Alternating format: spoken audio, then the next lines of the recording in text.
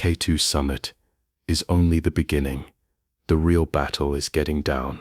On 1 August 2008, 11 mountaineers from international expeditions died on K2, the second highest mountain on Earth, as the disaster unfolded.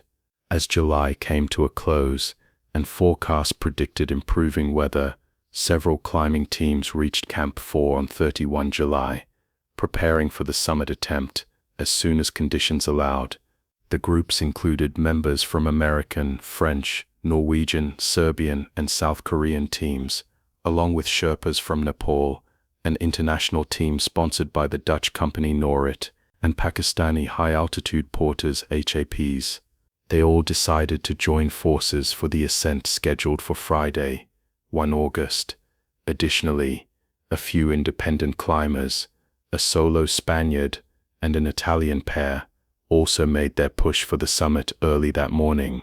In the early hours of August 1, 2008, the mountain seemed calm, giving no indication of the tragedy that would unfold. Climbers from all over the world, driven by their dreams of reaching the summit, began their ascent, unaware of the fate that awaited them. The Bottleneck, a notoriously dangerous stretch near the summit, would soon be the setting for a chain of events that would change the history of mountaineering forever. K2's reputation as a perilous and nearly untouchable summit has long been cemented in mountaineering history. Unlike Everest, which, while still deadly, is less technically demanding, K2 is considered a challenge for the most experienced climbers. Its steep, unpredictable weather and treacherous terrain have made it notorious for claiming lives, even in the best conditions. At the time of the 2008 disaster, the mountain had seen 80 deaths in its history, and its summit had only been reached by a select few. The expeditions that attempted K2 in 2008 were not for the faint of heart. Climbers hailed from various countries, each driven by a personal and collective ambition. Among them were seasoned mountaineers from Pakistan, South Korea, Nepal, and France, and though many had summited high peaks before, they were now tackling what is often regarded as the ultimate mountaineering test. The lead climbers of these international teams had years of experience climbing peaks such as Everest, Lhotse, and Makalu, with a combined wealth of knowledge on ice and rock climbing, high-altitude endurance, and survival in extreme conditions. Still, K2 had humbled even the most seasoned. Their motivations were clear. They sought the thrill of the ascent, the prestige, and the challenge. But as the climbers neared the summit, the challenges became clear. Not only the physical toll, but the mental and emotional strain that comes with venturing into the unknown. Among those on the expedition were Polish climbers, who had built a reputation for tackling some of the most difficult routes on the mountain. A South Korean team was also in the mix, known for their aggressive approach to the summit. Pakistanis, whose heritage and mountain knowledge gave them an edge in local terrain, joined as well. The varied backgrounds of these climbers, each with different approaches to mountaineering, set the stage for a unique, tense interaction of personalities and strategies. The climb began without incident, but each team member knew the stakes. K2 is no ordinary climb. Its isolation is not just physical, it is psychological. Once climbers pass the death zone, above 8,000 meters, their bodies begin to deteriorate. Oxygen levels drop, fatigue sets in, and each breath becomes more difficult. The ambition to summit must fight against the mounting dangers of exhaustion and the harsh mountain conditions. Yet, with the summit in sight, the climbers pushed on.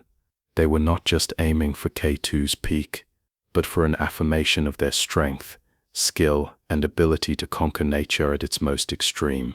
Little did they know, the mountain was about to reveal just how unforgiving it truly was. On August 1, 2008, the climbers began their final push toward K2's summit. The weather had been favorable in the preceding days, with clear skies and moderate winds, creating a sense of cautious optimism. However, as the teams ascended higher, the mountain's inherent dangers became more apparent. The death zone began to take its toll on the climbers, and the oxygen levels at altitudes above 8,000 meters had a debilitating effect. In these final stages of the ascent, the climbers had passed the notorious Bottleneck, a narrow, ice-covered couloir situated just below the summit. It was here that K2's reputation for unpredictability would soon become all too real. The climbers, already fatigued from the long journey, were about to be hit with a force they could not anticipate. The conditions, despite seeming manageable earlier, were beginning to deteriorate. The first sign of trouble came with a delay in reaching the summit. Some climbers began to tire, and decisions were made to rest for longer than initially planned. The psychological pressure started to mount. For those who had never summited K2, this was an unnerving experience. The summit was within sight, but climbers had already spent days in the harsh environment, and the critical window of time for safe ascent and descent was closing. At around 4 p.m. local time, the decision to push forward despite worsening conditions was made. A heavy snowstorm was expected to roll in, but there was still hope of summiting before the full force of the storm arrived. The climbers began to experience the subtle but undeniable signs of physical exhaustion. The summit was tantalizingly close, but the air was thin, the cold biting, and the fatigue overwhelming. Then came the moment that would mark the point of no return. The ice avalanche. Without warning, an avalanche struck the Bottleneck, a region notorious for being the most perilous part of K2. The avalanche severed vital rope lines and forced climbers into disarray. At this critical point, isolation was no longer a choice but a reality. The climb that had once been a collective effort had suddenly turned into a chaotic struggle for survival, with the path forward now blocked and the descent seemingly impossible.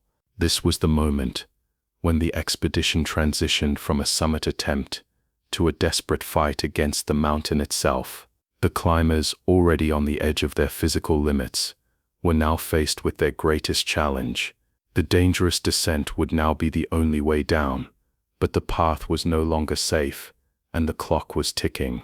The avalanche that struck the Bottleneck on August 4th, 2008, was a devastating blow to the climbers' already fragile situation. The narrow, precarious couloir had always been a bottleneck for expeditions on K2, but few had expected the deadly force of nature that struck. As the ice avalanche cascaded down the mountain, it tore through the ropes securing climbers to the mountain, severing vital links to safety and trapping them in the death zone. The climbers were now on their own, cut off from the lines of communication that could have saved them.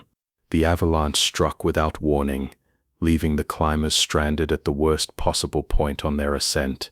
Several members of the group were injured, and the rest, already exhausted from days of climbing in extreme altitude, were forced to face a new, terrifying reality: survival. For the climbers, the situation rapidly shifted from mountaineering to pure survival. The tools they had carried for the ascent now became instruments of survival. Ice axes, ropes, and crampons, once used for climbing, became the only means of making progress or even surviving. The climbers had to quickly adapt to their new environment, a place where their skills were no longer just about reaching the summit, but about finding a way to live long enough to descend. The first task was survival itself, shelter from the relentless cold and harsh winds. With no safe route down, climbers were forced to build rudimentary shelters. They found any protection they could, using the surrounding rocks, ice, and snow to shield themselves.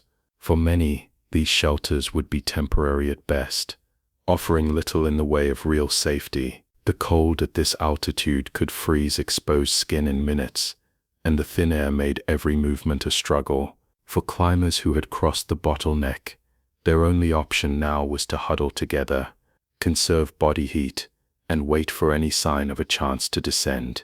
Food was another crucial challenge. In the chaos of the avalanche, food supplies were scattered, and the climbers' provisions had been depleted from days of climbing. The climbers, exhausted and hungry, were now fighting against not only the cold, but also their body's inability to function without the essential nutrients and energy needed at such altitudes. Water, too, became a problem. While snow was plentiful, melting it for drinking posed its own dangers. Without fuel, the snow would remain frozen, and dehydration was becoming a real threat. Throughout the night, the survivors tried to maintain communication using radios, but the cold affected their ability to operate the equipment. There was little hope of outside assistance. With limited energy and an increasingly dire situation, climbers struggled to decide the best course of action. Many knew that their chances of survival were slim without proper shelter, supplies, and a safe route down the mountain. The next morning brought no reprieve. The storm had intensified, and the climbers' ability to make any progress was severely limited. In the death zone, where oxygen levels are at their lowest, every movement became a battle for survival. The climbers, already weakened, could only attempt the smallest actions to improve their chances. The urgency was palpable, but there was little they could do other than wait for a miracle. The psychological pressure was mounting. Some climbers were too weak to move, while others fought with their last reserves of strength, hoping for an opportunity to descend. The fear of death, the loss of comrades, and the brutal conditions pressed in from all sides. Time was slipping away, and the once orderly, planned ascent had now dissolved into a chaotic struggle for life. They were in a race against nature, and nature was winning. As the hours dragged on, the climbers were forced to make difficult decisions. Some were unable to continue their journey, succumbing to exhaustion, cold, or injury. The situation continued to deteriorate. Each new hour that passed brought with it a deeper sense of helplessness. It was clear that the mountain had taken its toll, and those left behind were now fighting not for the summit, but for the very survival of their bodies against the overwhelming forces of nature. As the climbers remained trapped in the bottleneck after the avalanche, their survival was becoming increasingly uncertain. The freezing temperatures and severe altitude were pushing everyone to their limits. With little to no food and shelter, exhaustion took its toll on their bodies. Every breath was a struggle in the thinning air, and each movement required more energy than most could afford to give. By the second day of the disaster, climbers had been reduced to a state of desperate survival. Some of the injured had been left behind at higher altitudes, unable to continue or even move. The attempts to reach them were unsuccessful. The conditions were too harsh, and the risks too great. Time seemed to stretch endlessly as the survivors tried to make sense of their dwindling options. One of the most heartbreaking aspects of the disaster was the lack of communication between the teams. With the avalanche having severed vital rope lines and shelter scattered, climbers were now separated by miles of unforgiving terrain. Radios, weakened by the cold and intermittent battery power, provided only fleeting moments of contact, but nothing of substantial help. As the hours passed, the climbers' hope began to dwindle. They understood the harsh reality. The mountain had trapped them. On the descent, the loss of rope lines made a return impossible. Several climbers were severely injured in the avalanche and could not continue. Some were unable to walk, while others, already on the brink of physical collapse, were left behind in the icy wasteland of K2. Among them were 2 climbers from the South Korean team who had fallen behind due to exhaustion and injuries. They, like many others, were now facing death with no real chance of rescue. The decision was made to abandon them. The finality of this moment was palpable. In the world of high-altitude climbing, it is a harsh truth. Once you leave someone behind, they are often lost for good. For those who remained, the emotional toll of these decisions was impossible to ignore. Some climbers had been forced to make life-or-death choices, unable to save their fellow team members. Each step forward, taken with whatever strength was left, was now a reminder of what had been lost in the climb. The exhaustion was unbearable. The harshness of the environment was taking away not just physical strength, but the will to survive. Every climber knew the risk of staying out in the elements for too long. With the storm intensifying and the freezing cold now crippling even the strongest among them, the fight to stay alive seemed impossible. The mental toll of being so close to the summit and yet unable to ascend or descend was one of the most agonizing aspects of the disaster. Time seemed to stretch and collapse in equal measure, and with each passing hour, the climbers' options dwindled. On the third day, more climbers began to succumb to the elements. Hypothermia, exhaustion, and the effects of extreme altitude began to claim their lives one by one. The body, deprived of food and oxygen, becomes incapable of continuing. Some fell unconscious and never woke up, while others, in their final moments, became disoriented, unaware of the danger that loomed. The storm that had battered them relentlessly continued to rage on, burying the climbers in its icy grip. For those who remained, there was little to do but wait. The hope of rescue had faded, and survival had become a matter of sheer willpower. There was no escape from the death zone now. What had been a routine summit attempt for the climbers had turned into a tragic survival ordeal. As climbers faced their final moments, some resigned themselves to their fate, while others, until the very end, held on to a thread of hope that a miracle might still come. But the mountain, indifferent to their suffering, showed no signs of yielding. As the days passed, and the storm continued to batter the high-altitude region, the climbers' hopes for survival became increasingly slim. The extreme conditions on K2 had claimed the lives of many, and the few survivors who remained were now too weak to move. The cold, the isolation, and the unbearable fatigue had taken a decisive toll on them. There was no longer any hope of summiting or even descending. K2, a place known for its indifference to human effort, had once again claimed its due. On August 3, 2 days after the avalanche and the ensuing chaos, the first rescue attempts were made. A team from the Pakistan Army, which had been alerted to the situation, ventured into the Bottleneck. The weather, however, remained harsh, with winds reaching speeds that made any attempt at rescue extraordinarily dangerous. The team was able to reach the site, but by the time they arrived, the majority of the climbers had already passed away from exhaustion, cold, or the aftermath of the avalanche. It was not until later that the exact toll of the disaster became clear. 11 climbers had perished, including both team leaders and support staff. Those who had been injured were beyond saving by the time help arrived.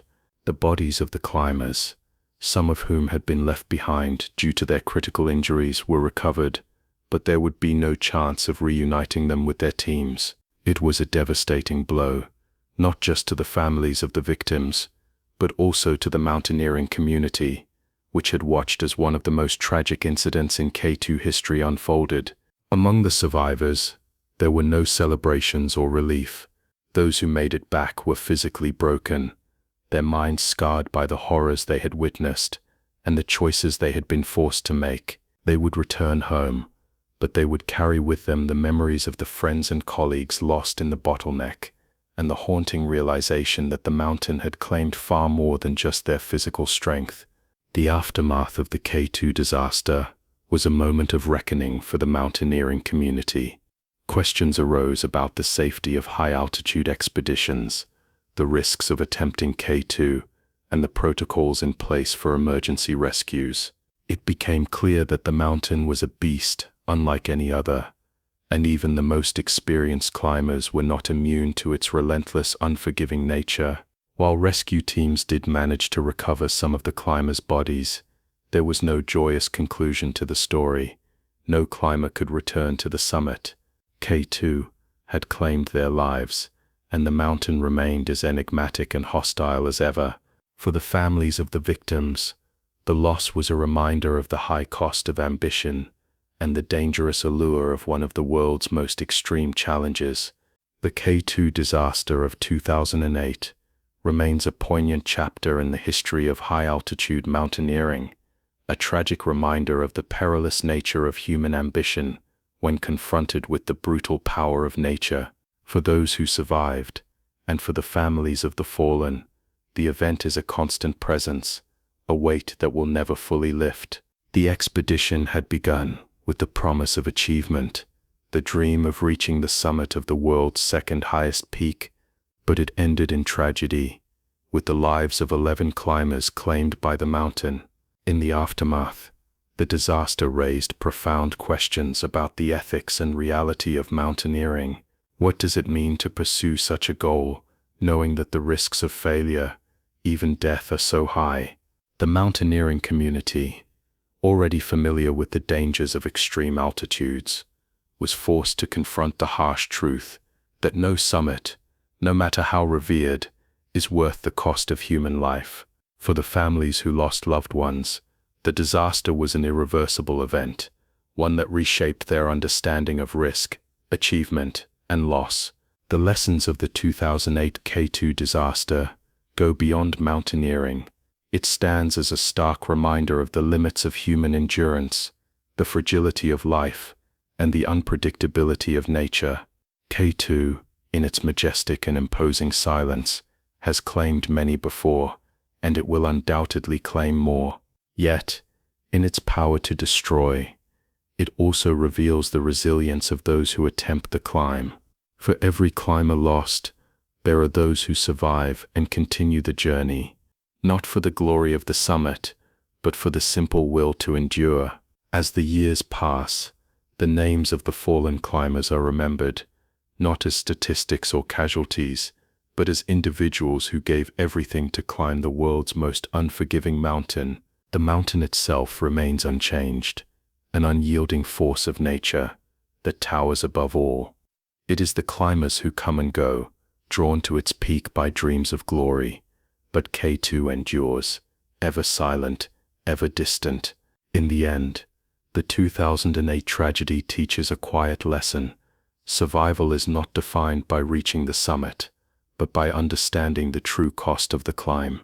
K2, in all its majesty, remains indifferent to human ambition, a place where the line between triumph and disaster is razor thin, and where nature's power forever shapes the fate of those who dare to ascend.